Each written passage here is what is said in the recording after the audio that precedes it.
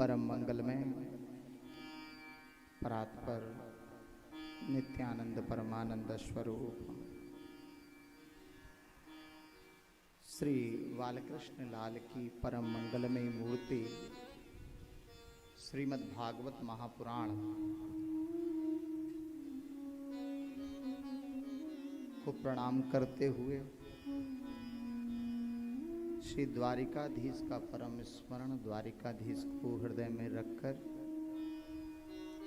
आप सब उपस्थित सुधी श्रोतागण मातृशक्ति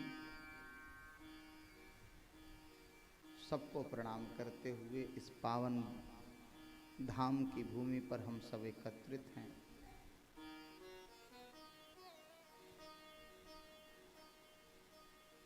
ये दिव्य कथा की मुख्य यजमान आदरणीय भक्ति स्वरूपा भगवत धर्म की पालनकर्ता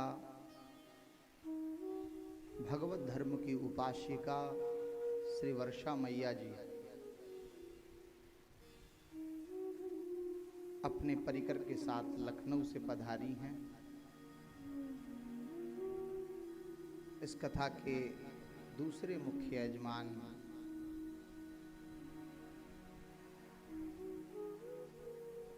भगवत धर्म में सदा निरत रहने वाले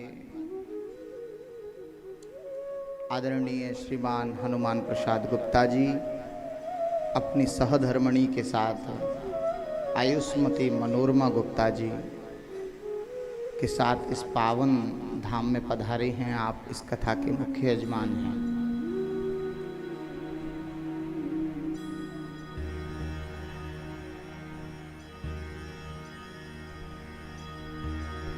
और इस कथा की भौतिक व्यवस्थाएं या आध्यात्मिक व्यवस्थाएं वैसे तो द्वारिकाधीश कर रहे हैं, लेकिन स्थूल रूप से श्रीमान सुधाकर शर्मा जी वह भी अपनी सहधर्मणी के साथ यहाँ आज उपस्थित हैं।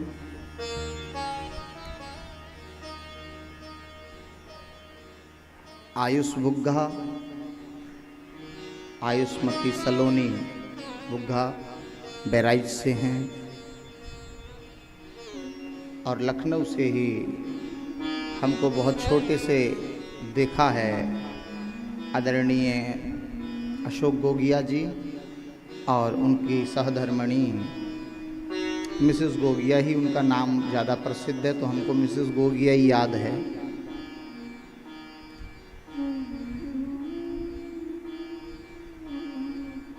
मुरादाबाद से हमारे बहुत सारे भक्त पधारे हैं, वह सब सौभाग्यशाली हैं।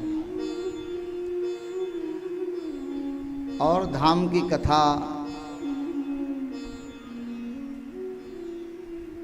अति पावन है। इससे पूर्व में धाम में नैमिषारण्य में जो कथा हुई थी आदरणीय गंगा देवी जो जगत नानी करके प्रसिद्ध हैं, वो भी हमारे बीच हैं। ये कुछ लोग ऐसे पधारे हैं जो शारीरिक दुर्बलता इतनी है कि वो कोई घर से निकलकर सीढ़ी से ना उतरे, लेकिन हमारे कथा रसिक हैं ये, तो ये सब शरीर को एक तरफ छोड़ देते हैं। बिहारी जी पर छोड़ दिया, बोले द्वारिकाधीश चाहेंगे तो चलाएंगे। अच्छा, कुछ तो ऐसा कह रहे थे हमसे कि अगर हम को कुछ हो जाए तो महाराज जी लाना वाना नहीं। देखिए कितना समर्पण है।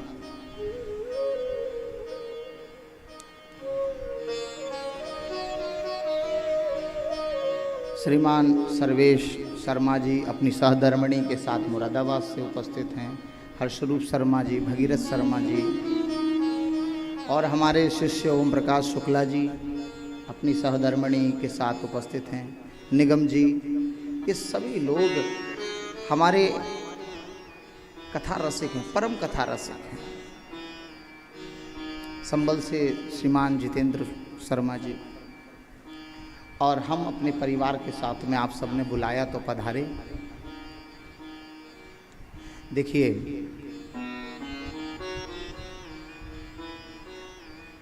कथा दिव्य है, कथा का श्रोता दिव्य है,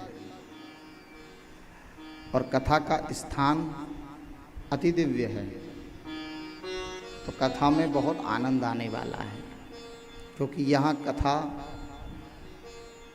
सच्ची बात कहूँ तो मैंने द्वारिकाधीश से एक ही प्रार्थना की है कि अब कथा, ये मेरी सामर्थ्य नहीं है ब्रज इस धाम में कहने की, आप ही को ये कथा कहनी है।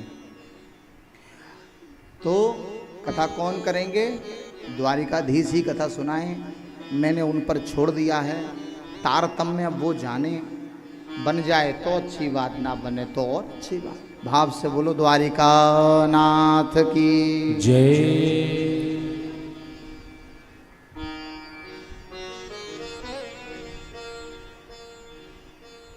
द्वारिका चार धाम में कथा की श्रृंखला का आरंभ करना था। सबसे पहली कथा जहाँ भागवत की उत्पत्ति हुई वो कौन सी जगह है? सुकताल, वहाँ पर कथा हुई। उसके बाद जहाँ 88,000 मुनियों ने कथा सुनी, नैमिषारण्य उसकी भूमि पर कथा हुई। अब हम द्वारिका में बैठे हैं और चारों धामों में ये श्रृंखला चलेगी। तो मेरे द्वारिकाधीश के चरण शरण ग्रहण कर कर हम सब आरंभ कर रहे हैं। देखिए, व्यासपीठ से कुछ निकलता है तो ऐसे ही नहीं निकलता, उसके पीछे कोई उद्देश्य होता है।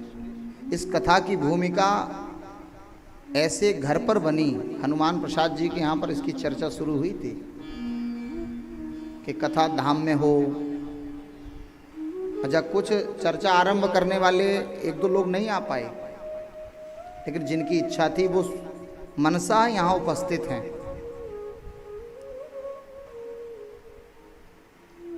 कथा तो वही है, तो स्थान का क्या महत्व है आप समझते हो? आप बहुत गुणी हो, आप बहुत गुणी हो, लेकिन आपके पास पद ना हो, स्थान ना हो, तो आप अपने पद के बिना अपने गुणवत्ता को प्रदर्शित कर सकते हो? नहीं कर सकते। अर्थात हम प्राइम मिनिस्टर बनना चाहते हैं और गुणवत्ता बहुत है, लेकिन हम बहुत अच्छा राजा बनकर अच्छा देश चला सकते हैं, लेकिन जब तक बनेंगे नहीं तब तक कोई लाभ नहीं। स्थान का कितना लाभ होता है ये आपको हमने आधुनिक दृष्टांत से समझा दिया। अब स्थान पर उत्तम स्थान पद मिल जाए और उत्तम कथा, उत्तम वक्ता, उत्तम श्रोता, तो फिर क्या होता है? स्वर्ण में सुगंध आ जाती है। स्वर्ण में सुगंध आना यही है,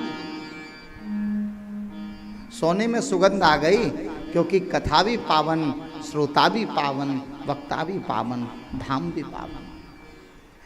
चार धाम हैं। उत्तर में प्यारे बद्रीनाथ जो हमारे समीप पड़ते हैं। बद्रीनाथ सतयुग में के धाम हैं, और पूरब में कलयुग के जगन्नाथ जी, जगन्नाथपुरी।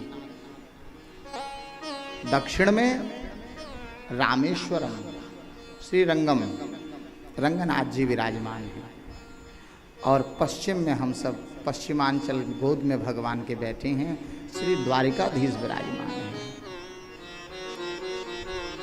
अच्छा, द्वारिका की विशेषता देखिए, चारों धामों में से पुरी में द्वारिका आता है और 3 धाम पुरी में नहीं आते। सप्तपुरियां हैं अयोध्या, मथुरा, काशी, हरिद्वार, मायापुरी, अवंतिका, उज्जैन, और कांची और द्वारिका। तो सप्तपुरियों में द्वारिका भी है। ये 7 पुरियां क्या हैं आप जानते हैं? सप्तपुरी हैं। प्रलय काल में ये सप्तपुरियां नष्ट नहीं होती। सप्तपुरियां प्रलय काल में नष्ट नहीं होती। 4 धाम में हम ऐसे धाम में बैठे हैं जो धाम भी है और पुरी भी।